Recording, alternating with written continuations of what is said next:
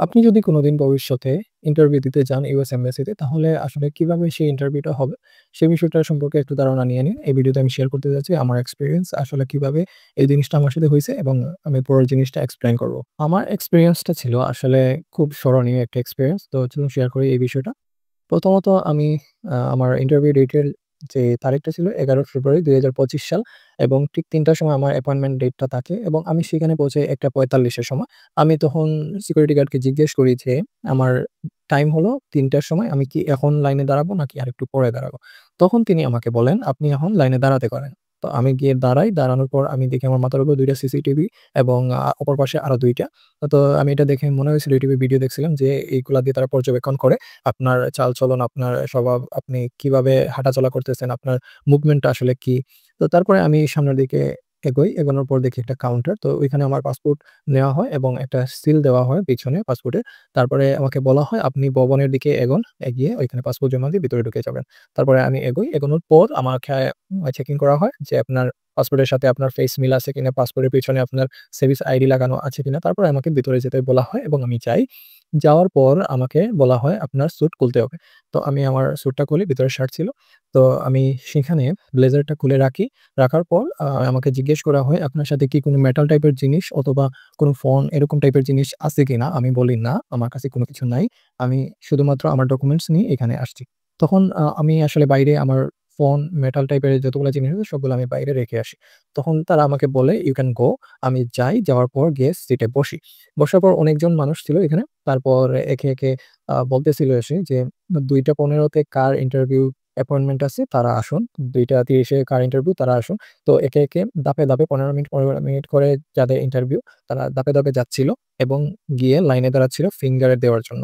তারপর সাইন দেওয়ার জন্য। তারপরে তারা যায় এবং যাওয়ার পর যখন ৩ টার যাদের ইন্টারভিউ এখানে আমিও ছিলাম। তখন আমাকে বলা হয় যে যাওয়ার জন্য লাইনে দাঁড়ানোর জন্য লম্বা লাইন। তারপরে লাইনে গিয়ে দাঁড়াই। গিয়ে ভেতরে ঢুকি। ঢোকার পর আ ফিঙ্গার দেই। ফিঙ্গার দেওয়ার পর আমাকে বলা হয়, "আপনি এখানে ওয়েট করতে পারেন।" তখন ২ টা বেঞ্চ থাকে। তো সামনের বেঞ্চে কমপক্ষে ৫০ জনের মতো আনুমানিক লাইক দ্যাট ১০০ জনের মতো বসতে পারবে ২ টা সিটে। তো বাহিরে আরো লম্বা লাইন। তো আমরা গিয়ে লাইনে দাঁড়াই। আমরা যারা ছিলাম ৩ টার সময় তখন আমরা গিয়ে লাইনে দাঁড়াই। আর ভিতরে যারা ছিল তখন ২টা ৩০ এবং ২টা ৪৫ এর যারা ছিল তাদের ইন্টারভিউ নেওয়া হইতেছিল।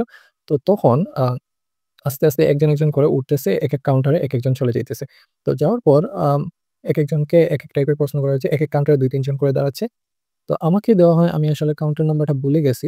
তো যিনি আমার ইন্টারভিউটা নিছেন আমি এটার একটা ফটো এখানে এড করে দিব। কাউন্টার নাম্বারটা আমার মনে নাই। নাম্বার ৮ সম্ভবত। তো ঠিক সেইখানে আমি গিয়ে আমাকে বলা হয়, আমার যখন টাইম আসে তখন আমাকে বলা হয় যে, "আপনি নাম্বার ৮ কাউন্টারে যান এবং গিয়ে এই লাইনে দাঁড়ান।" তখন আমার সামনে ছিল ৩ জন। তো ৩ জন একজন সম্ভবত স্টুডেন্ট, ২ জন টুরিস্ট মানে ভিজিট। তো ১ম জনকে কি একটা প্রশ্ন করছে শুনি নাই। তো উনাকে রিজেক্ট মারছে। তারপরের জন যাওয়ার পর উনি আমি শুনি নাই তেমন একটা কথা বলছে বলে। তো উনিও রিজেক্ট। তারপরের জন যায়, উনাকে প্রশ্ন করছে, তিনি উত্তর দিছেন। দেওয়ার পর আমার কাছে মনে হইছে যে উনি যুক্তিসঙ্গত অনেক কিছু বলছে। কারণ সবকিছু শোনা যায়। একটু কাছাকাছি যার কারণে সবকিছু শোনা যায়। তারপরেও উনাকেও রিজেক্ট। তারপরে আসলে আমি মনে করছিলাম ৩ জন পরে হয়তোবা আমাকে প্রশ্ন করবে, আমি উত্তর দিব। আমি পুরোই কনফিডেন্স ছিলাম যে I can do this। তারপরে আমি আগাই। আগানোর পর আমাকে প্রশ্ন করা হয়, "Give me your passport and I-20।" আমি বললাম, "Hello sir, how are you?" And তারপরে আমাকে বলে, "Yes, I'm good. Give me your passport and I-20।" আমি তাদেরকে আ I-20 অ্যান্ড পাসপোর্টটা আ সাবমিট করি। সাবমিট করার পর উনি I-20 টা দেখে এবং পাসপোর্টের সাথে আমাকে মিলিয়ে নেয়। মিলিয়ে নেওয়ার পর তিনি আমাকে কোয়েশ্চেন করে, "স্যার, হোয়াই দিস ইউনিভার্সিটি?" তিনি আমাকে স্যার বলে সম্বোধন করছেন এবং তিনি আমাকে প্রশ্ন করেছেন ঠিক এইভাবে, "হোয়াই দিস ইউনিভার্সিটি স্যার?" তারপরে আমি সেই জিনিসটা আসলে পুরো মতো এক্সপ্লেইন করি। এক্সপ্লেইন করার পর উনি আমাকে বলছেন যে, "what does your father do?" তখন আমি আমার ফাদার সম্পর্কে বলছি। তো তিনি আবার প্রশ্ন করছেন, "আপনার বাবা কি আপনার স্পন্সর?" তখন আমি বলছি, "ইয়েস।" তখন এই ৩ টা প্রশ্ন আমাকে করা হয় এবং উনার মুখের যে মুভমেন্ট বা যেই এক্সপ্রেশনটা ছিল, তখন আমার কাছে মনে হইতেছিল যে রেজাল্টটা যেটা আসবে আমার পক্ষে আসবে, বিপক্ষে যাওয়ার চান্স নাই। কারণ আমি খুব সুন্দরভাবে গুছিয়ে বলার ট্রাই করছি যতটুকু পারা যায় এবং তারপর তিনি আমাকে জাস্ট ৩০ সেকেন্ড, ৩০ সেকেন্ড বা একটু বেশি তিনি আমার কাগজপত্র সবকিছু উলটপালট করে দেখতেছেন। তারপরে পাসপোর্ট দেখতেছেন। দেখার পরে মনিটর দেখতেছেন। ওইদিকে তাকিয়ে আছেন। আমার সাথে কোনো কথা বলতেছেন না। তো তারপরে উনি আমাকে বললেন, "স্যার, উই আর সরি। আপনার ভিসা কার্যকর হলো না। তিনি আমাকে বাংলায় এই কথাটা বললেন। তারপরে আমি উনাকে বললাম, "ইটস ওকে স্যার।" উনি আমাকে আবার আমাকে আবার বললেন, "ইউ ক্যান ট্রাই এগেইন।" আমি উনাকে বললাম, "ওকে স্যার, থ্যাংক ইউ।" বলে আমি চলে আসলাম। So that was actually my uh experience if I can say. তো এটা আসলে আমরা 8 নাম্বার কাউন্টার না কত নাম্বার কাউন্টার সেটা আমার মনে নেই। আমি উনার ছবি দিয়ে দিব। তো ঠিক সেই সময় আসলে মনে হয়েছিল যে ৩ জনকে রিজেক্ট করার পর হয়তোবা আমাকে দেওয়া হবে। কিন্তু আসলে তখন পাই নাই। তো আমি যখন খুব কষ্ট নিয়ে বাহির হইতে হচ্ছিলাম তখন আমার মাথায় এইটা আসতেছিল যে কেন ইউএসএ টা বেছে নিয়েছিলাম।